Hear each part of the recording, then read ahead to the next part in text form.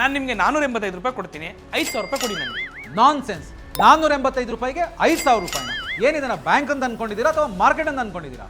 Sir ಇರಿ, ನಾನು ಮಾತಾಡಕ್ಕೆ ಬಂದಿರೋದು ಅಟಲ್ ಪೆನ್ಷನ್ ಯೋಜನಾ ಬಗ್ಗೆ. ಓ, ನೀವು ಆ ಗವರ್ಮೆಂಟ್ ಸ್ಕೀಮ್ ಬಗ್ಗೆ ಕೇಳ್ತಾ ಇದ್ದೀರಾ?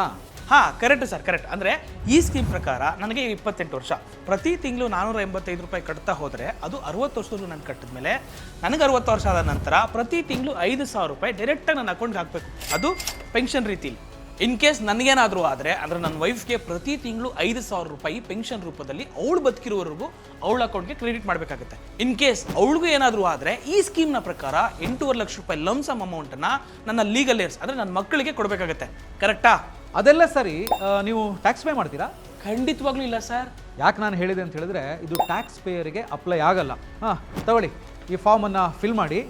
ಪ್ರತಿ ತಿಂಗಳು 485 ರೂಪಾಯಿ ಕಟ್ಟಾಗುತ್ತೆ ನಿಮ್ಮ ಅಕೌಂಟಿಂದ. ಈ ಸ್ಕೀಮ್ ಬಗ್ಗೆ ತುಂಬ ಜನಕ್ಕೆ ಗೊತ್ತಿಲ್ಲ, ನಿಮ್ಮಂಥವ್ರು ಇದನ್ನು ಎಲ್ರಿಗೂ ಕೂಡ ತಿಳಿಸ್ಕೊಡ್ಬೇಕು. ಸರ್, ಈ ಫಾರ್ಮ್ನ ಈಗಲೇ ಇಮಿಡಿಯೇಟಾಗಿ ಫಿಲ್ ಮಾಡ್ತೀನಿ, ಹಾಗೆ ಈ ವಿಷಯನ ಎಲ್ರಿಗೂ ಶೇರ್ ಮಾಡ್ತೀನಿ.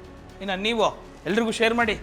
Like boss Vala, B the boss.